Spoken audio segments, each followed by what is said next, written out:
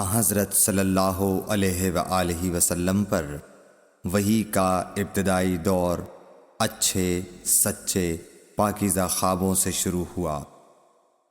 آپ خواب میں جو کچھ دیکھتے وہ صبح کی روشنی کی طرح صحیح اور سچا ثابت ہوتا۔ پھر من جانب قدرت آپ تنہائی پسند ہو گئے اور آپ نے غار حرا میں خلوت نشینی اختیار فرمائی اور کئی دن اور رات وہاں مسلسل عبادت اور یاد الہی و ذکر میں مشغول رہنے لگے۔ جب تک گھر آنے کو دل نہ چاہتا توشہ ہمراہ لیے ہوئے وہاں رہتے۔ توشہ ختم ہونے پر ہی اہلیہ محترمہ حضرت خدیجہ رضی اللہ تعالی عنہا کے پاس تشریف لاتے اور کچھ توشہ ہمراہ لے کر پھر وہاں جا کر خلوت گزین ہو جاتے۔ یہی طریقہ جاری رہا یہاں تک کہ آپ پر حق منکشف ہو گیا اور آپ غار حرا ہی میں قیام پذیر تھے کہ اچانک حضرت جبرائیل علیہ السلام آپ کے پاس حاضر ہوئے اور کہنے لگے کہ اے محمد پڑھو۔ آپ فرماتے ہیں کہ میں نے کہا کہ میں پڑھنا نہیں جانتا۔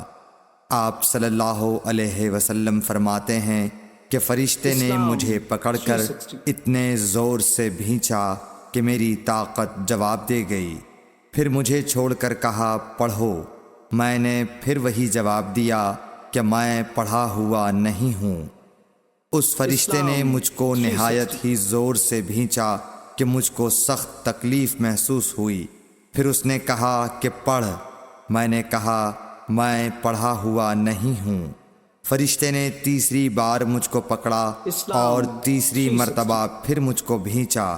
پھر مجھے چھوڑ دیا اور کہنے لگا کہ پڑھو اپنے رب کے نام کی مدد سے جس نے پیدا کیا اور انسان کو خون کی پھٹکی سے بنایا۔ پڑھو اور آپ کا رب بہت ہی مہربانیاں کرنے والا ہے۔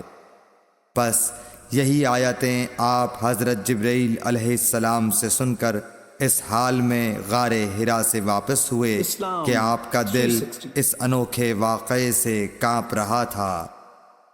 آپ حضرت خدیجہ کے ہاں تشریف لائے اور فرمایا کہ مجھے کمبل اوڑھا دو، مجھے کمبل اوڑھا دو۔ لوگوں نے آپ کو کمبل اوڑھا دیا۔ جب آپ کا ڈر جاتا رہا تو آپ نے اپنی زوجہ محترمہ حضرت خدیجہ رضی اللہ تعالی عنہا کو تفصیل کے ساتھ یہ واقعہ سنایا اور فرمانے لگے کہ مجھ کو اب اپنی جان کا خوف ہو گیا ہے۔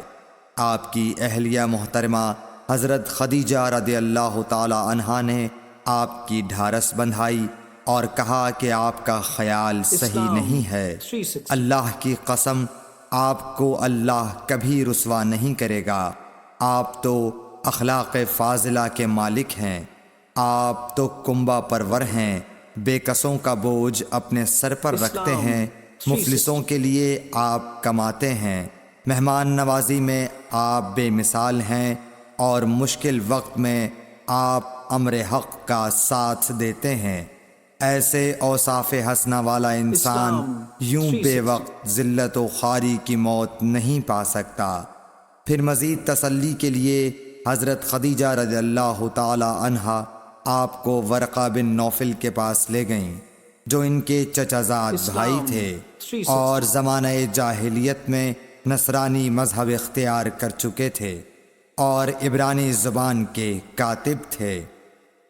چنانچہ انجیل کو بھی حسب منشائے خداوندی عبرانی زبان میں لکھا کرتے تھے۔ انجیل سریانی زبان میں نازل ہوئی تھی، پھر اس کا ترجمہ عبرانی زبان میں ہوا۔ ورقہ اسی کو لکھتے تھے۔ وہ بہت بوڑھے ہو گئے تھے، یہاں تک کہ ان کی بینائی بھی رخصت ہو چکی تھی۔ حضرت خدیجہ رضی اللہ تعالی عنہا نے ان کے سامنے آپ کے حالات بیان کیے اور کہا کہ اے چچا زاد بھائی، اپنے بھتیجے محمد صلی اللہ علیہ وسلم کی زبانی ذرا ان کی کیفیت سن لیجئے۔ وہ بولے کہ بھتیجے آپ نے جو کچھ دیکھا ہے اس کی تفصیل سناؤ۔ چنانچہ آپ صلی اللہ علیہ وسلم